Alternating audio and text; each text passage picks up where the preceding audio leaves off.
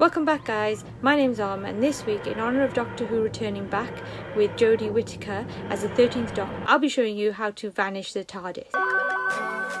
Open After Effects and import your footage, sound effect of the TARDIS and the TARDIS itself with the wireframe of the TARDIS. Next, listen to the TARDIS sound effects and mark where you'd like the TARDIS to come in and out. Place the TARDIS above the footage. I'm going to use Woman on the right to set the scale of the TARDIS, and then place it in position. Add blur and grain to the TARDIS to make it fit in the scene better.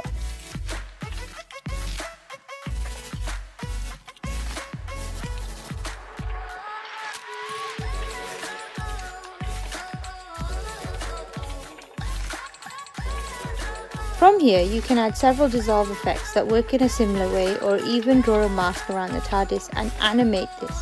However, for this, I'm going to keyframe the opacity in and out, decreasing it every time for both the TARDIS and the wireframe until it completely vanishes. And that's it. Short one this week. Let me know what you guys think. Let me know what you guys are excited about for tomorrow's Doctor Who. Like always, please subscribe and hit the like button. See you next week.